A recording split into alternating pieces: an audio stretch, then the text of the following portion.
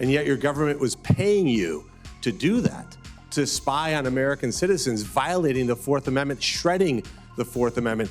Do you think Americans knew that they had somebody stalking them at airports and bathrooms and coffee shops and watching who they were talking to on airplanes? No, I don't think so.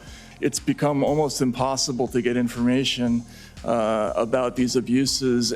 Meaning, if the auspices of this were, look what happened, we can never let another 9/11 happen, why the hell are we having Americans surveyed at airports and on airplanes? Mr. Chairman, as I mentioned to you yesterday, I really appreciate putting on this hearing. I think it's really, really important. I think if the American people read everything that was provided for this hearing, their minds would be blown. I think some of the stuff that's in here is sensitive information. We should maybe think about maybe daylighting that, because I've never read something more outrageous than reading that memo. So it's pretty crazy. So you mentioned just now to my colleague from Michigan that the oversight is essential. How did oversight work out in the last 4 years of the Biden administration? It didn't really work out. Okay, so it's not a question. So it's not a question of oversight. It's a question of intent. Because here's the reality. I think Americans would be appalled to know that their government was spying on them, not just spying on them, paying people like Mr. Crowder, who you didn't take the job to go walk around airports monitoring bathroom habits and coffee habits of American citizens, and yet your government was paying you to do that, to spy on American citizens, violating the Fourth Amendment, shredding the Fourth Amendment. You know, one of the things that I had to do to become a U.S. citizen was learn a lot about American history. I had to read the Constitution. My mom convinced me that the citizenship test was going to be impossible, so I memorized it. And everybody talks about what Joe Biden says is the thing. You know the thing, life, liberty, he couldn't even repeat it, so he called it the thing. But after the end of that sentence, there's a line that says, the government is deriving its just powers from the consent of the governed. Deriving their just powers from the consent of the government. Mr. Taibbi, do you think that over the last 4 years of the Biden administration that they derived their just powers from the consent of the governed? Do you think Americans knew that they had somebody stalking them at airports and bathrooms and coffee shops and watching who they were talking to on airplanes? Senator Moreno, thank you for the question. No, I don't think so. In fact, as a reporter in the last 4 years, it's been very frustrating investigating not just programs like Quiet Skies, but also issues like censorship. It seems like there are only 3 ways that you can get important information. One is through whistleblowers, like the ones represented by Mr. Levitt. Another is through investigations like the ones by this committee. And the third is if an eccentric billionaire decides to hand over a ton of material to a reporter.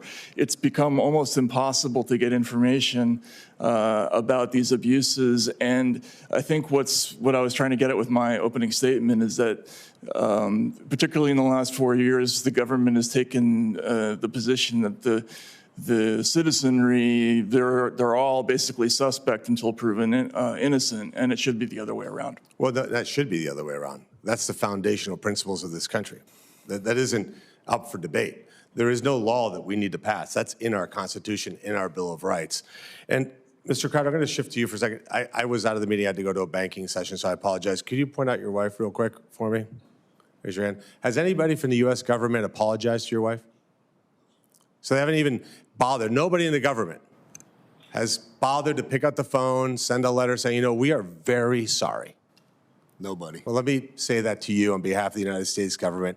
Apologize for what happened to you. Should never happen to any American citizen. It's a total and complete disgrace that the previous administration weaponized this. You mentioned, Mr. Crowder, this is a result of 9/11. How many American citizens were involved in applauding 9/11? 0 to my knowledge. So what problem are we trying to solve? Meaning, if the auspices of this were, look what happened, we can never let another 9/11 happen, why the hell are we having Americans surveyed at airports and on airplanes? And Mr. Taibbi, you mentioned something else. During the COVID era, let's not forget how insane that was. Do you remember what that was like? Like you get on an airplane, you had a mask on. We saw people dragged off airplanes because they weren't wearing a mask, dragged, like humiliated by the police, dragged off for the offense of not having a mask on. But when they served you, you could take your mask off to eat because it was the most polite virus ever in the history of humanity. It said, well, you're eating, so I'm not going to infect anybody right now. But when you're done, I'm going to go back to the infectious part. Those of us who had some level of like, hey, this is just stupid, said, we're not going to wear a mask. And that put you on a no-fly list. That got you banned from flying. Could you explain that? Actually, Senator, it's worse than that. My understanding is that just for supporting a group that protested the wearing of masks on airplanes, you could be placed on a no-fly list or on a watch list by the TSA. That's in addition to the J6 category, which included people who were just suspected of traveling to the national capital region, not even of going into the capital. You know, I don't my overtime. Let me just make this comment. Mr. Chairman, you mentioned this to our ranking member who's not here to listen to this, but maybe he wouldn't want to. He has a choice, right, to extend CISA 2015 by voting yes for this continuing resolution today. But it's so important to him to hijack Republicans that even he's willing to say, well, this is not that actually important to me. I also find it decently ironic that when they had control of the House, the Senate, and the White House, that the report that he issued, he could have put that on the floor, right? I'm not wrong there, right? He could have put that on the floor and passed that. If Congress passed a law called the Quiet Skies Law, what would the Supreme Court say? That had the same substance as this. Same substance. In other words, if we passed a law that said that the U.S. government can surveil American citizens who they suspect without any evidence of maybe committing a crime, and we passed that law, we all cheered and we passed it, and super bipartisan, and we threw a big party and had a ribbon cutting ceremony for the law and photo op, what would the Supreme Court say?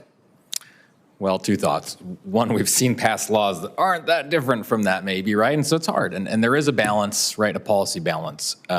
It's possible the Supreme Court, if it's not narrowly tailored enough, would invalidate that. Because it's unconstitutional. Because we have a presumption of innocence in this country. Because if I decide not to wear a mask on an airplane because the rule is insanely stupid, I shouldn't be prohibited from ever flying again. If I want to travel to Washington, D.C., and I want to do whatever I want to do in Washington, D.C., that's well within the bounds of the law.